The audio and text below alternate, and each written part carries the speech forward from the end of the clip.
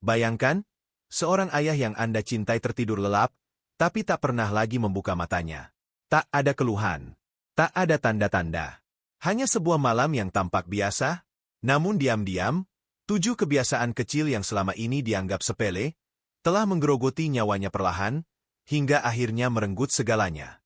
Dan yang paling mengerikan, jutaan lansia mungkin sedang mengulang kesalahan yang sama, malam ini juga. Tapi tenang, video ini bukan hanya tentang peringatan.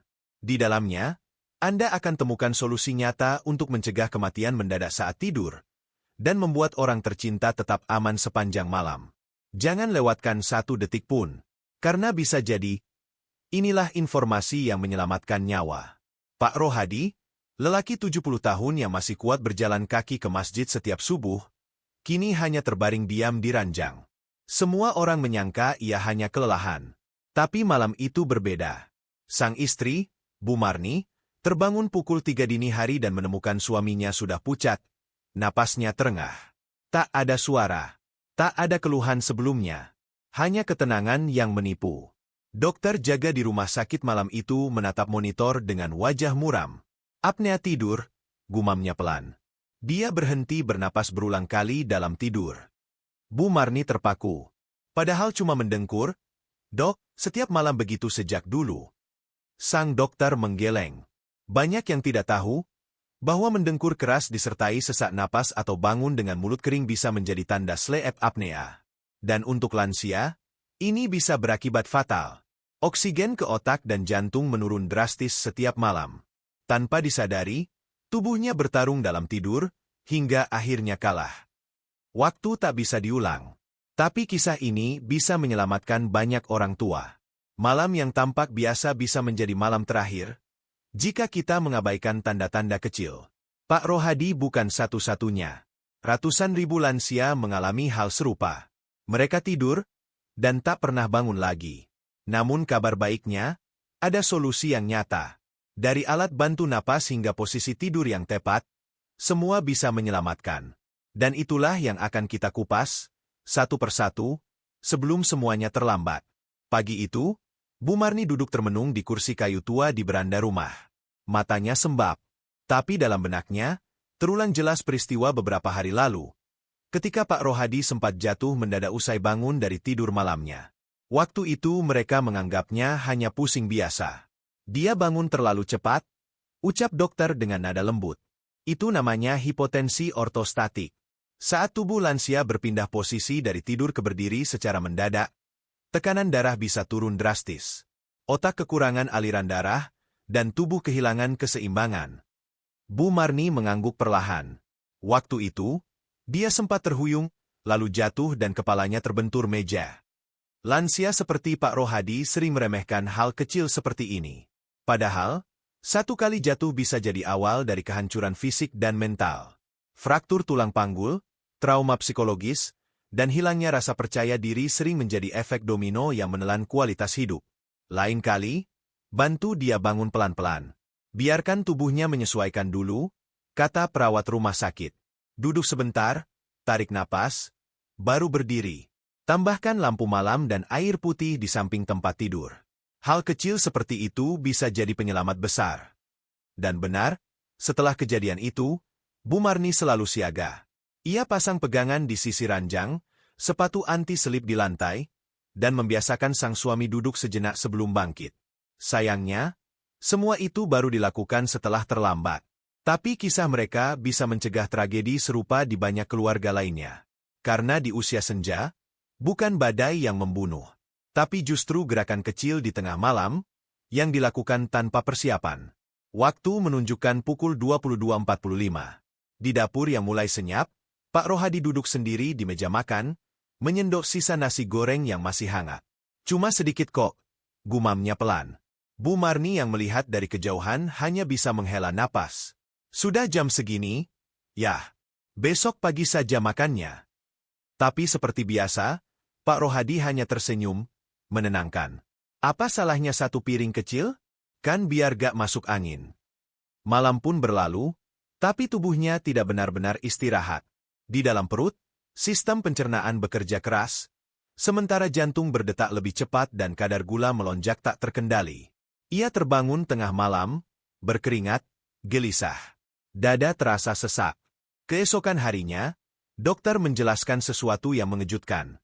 Makan larut malam bisa picu refluks asam, memperburuk sleep apnea, dan mengganggu tidur dalam. Bagi lansia, itu seperti menyulut api dalam tubuh yang sudah rapuh. Bu Marni tertunduk. Padahal cuma sepiring nasi goreng. Itulah jebakannya, lanjut sang dokter. Bukan makanannya saja yang berbahaya, tapi kapan Anda memakannya. Tubuh butuh waktu untuk memperbaiki diri di malam hari, bukan mencerna makanan. Sejak itu, Bu Marni mulai mengatur jam makan malam. Semua harus selesai sebelum maghrib. Ia juga mengganti camilan malam dengan teh herbal hangat dan sepotong buah ringan. Tak lagi ada kebiasaan, ngemil sebelum tidur, di rumah itu. Karena mereka sadar, satu piring kecil di waktu yang salah bisa mengantar seseorang pada risiko besar, yang datang tanpa suara, di tengah tidur. Setelah insiden jatuh dan gangguan tidur malam itu, Bu Marni mencoba lebih memperhatikan suasana kamar tidur mereka. Tapi tetap saja, setiap malam Pak Rohadi gelisah. Ia berkeringat, menggeliat, bahkan mengganti baju hingga 2 kali dalam semalam. Kepanasan, keluhnya lirih. Padahal kipas angin sudah dinyalakan. Tapi nyatanya, kipas saja tak cukup. Udara kamar tetap terasa pengap dan lembab. Suhu ruangan terlalu tinggi. Padahal, bagi tubuh lansia, tidur dalam suhu panas bisa merusak kualitas tidur yang sebenarnya sangat dibutuhkan untuk memperbaiki organ, memperkuat daya tahan tubuh, dan menjaga kestabilan emosi. Kalau suhu tubuh tidak bisa turun di malam hari, maka tubuh tidak bisa masuk ke tahap tidur dalam. Jelas Dr. Waluyo saat mengunjungi mereka. Dan tidur yang terganggu terus-menerus dapat memperburuk daya ingat, mempercepat kepikunan, bahkan memicu masalah jantung. Bu Marni terdiam. Ia baru sadar bahwa kelelahan yang terus-menerus dialami suaminya bukan hanya karena usia, tapi juga karena tidur yang buruk selama bertahun-tahun. Sejak hari itu, mereka mengganti selimut tebal dengan bahan katun yang ringan. Jendela kamar dibuka lebar setiap sore untuk sirkulasi.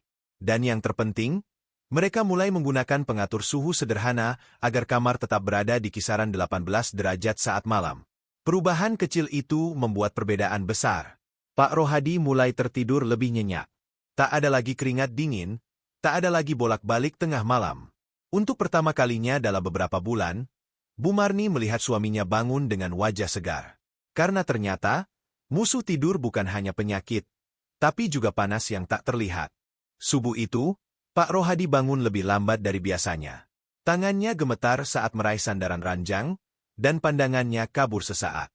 "Air mana airku?" bisiknya lemah. Bu Marni segera menghampiri dan menyodorkan segelas air putih. Setelah beberapa teguk, napasnya mulai tenang kembali. Tak banyak yang tahu, terbangun dalam keadaan dehidrasi bisa sangat berbahaya bagi lansia. Dalam semalam, tubuh kehilangan banyak cairan lewat napas dan keringat. Pada orang seusia Pak Rohadi, kekurangan cairan berarti darah menjadi lebih kental, jantung harus memompa lebih keras, dan risiko serangan jantung atau stroke meningkat, terutama di jam-jam pertama setelah bangun tidur.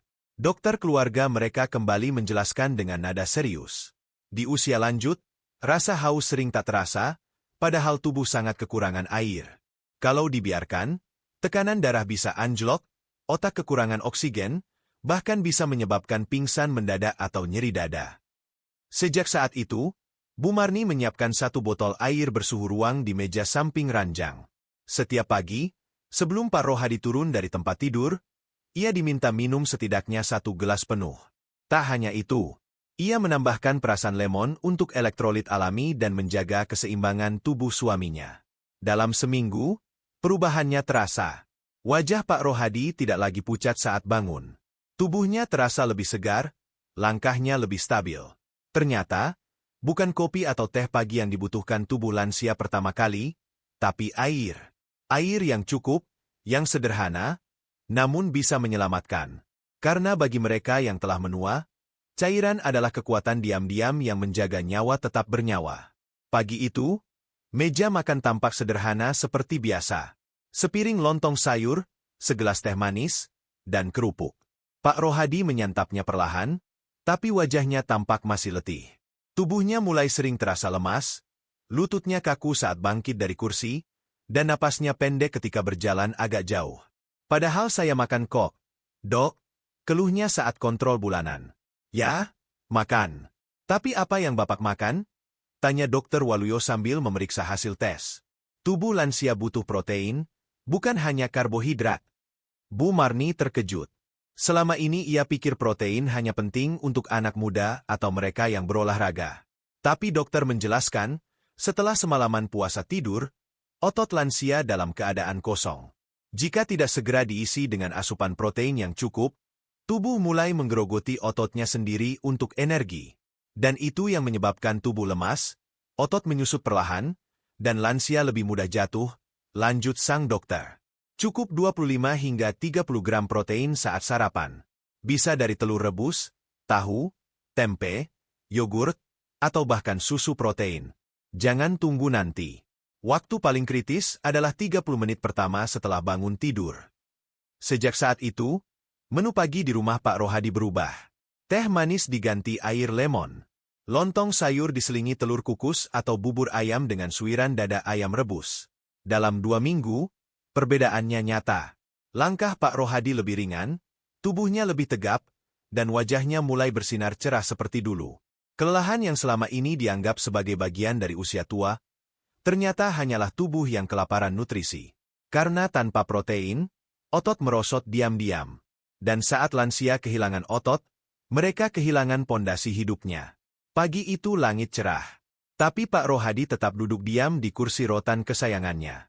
Sudah hampir 1 jam sejak ia bangun tidur, namun tubuhnya belum juga bergerak aktif. Hanya menatap keluar jendela, membisu. Yah, jalan-jalan kecil dulu, yuk, ajak Bu Marni lembut. Tapi Pak Rohadi menggeleng. Masih ngantuk? Nanti aja. Padahal justru di pagi hari, setelah tubuh terbangun dan cairan masuk, gerakan ringan sangat penting. Sayangnya, banyak lansia memilih tetap duduk atau berbaring terlalu lama. Dan tanpa disadari, darah yang semalam mengental akibat dehidrasi, tetap bergerak lambat. Aliran melambat. Risiko pembekuan pun meningkat. Dokter Waluyo menjelaskan dengan tegas saat kunjungan berikutnya. Pak Rohadi butuh gerakan fisik setelah bangun tidur. Tidak harus olahraga berat. Cukup latihan 60 detik, angkat tangan, putar bahu, angkat tumit, tarik napas dalam-dalam. Itu cukup untuk melancarkan sirkulasi darah dan menjaga fungsi otak.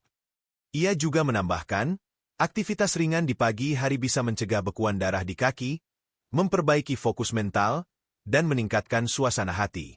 Tanpa itu, tubuh jadi lamban, otak pun ikut lambat, katanya. Akhirnya, Pak Rohadi pun mengikuti latihan kecil yang diajarkan. Setiap pagi, ia berdiri di samping tempat tidurnya, membuka kaki selebar bahu, mengangkat tangannya ke atas, lalu menarik napas panjang. Gerakan yang awalnya terasa canggung itu perlahan menjadi kebiasaan. Dalam hitungan minggu, dampaknya terasa. Ia tidak mudah mengantuk lagi. Langkahnya lebih stabil. Wajahnya kembali hangat, tak lagi murung. Dan semua itu bermula dari hal paling sederhana, bergerak sesaat setelah bangun tidur. Karena tubuh yang tidak digerakkan, bisa menjadi tempat bahaya menumpuk diam-diam. Dan darah yang tidak mengalir, bisa menjadi awal dari akhir yang tak diinginkan.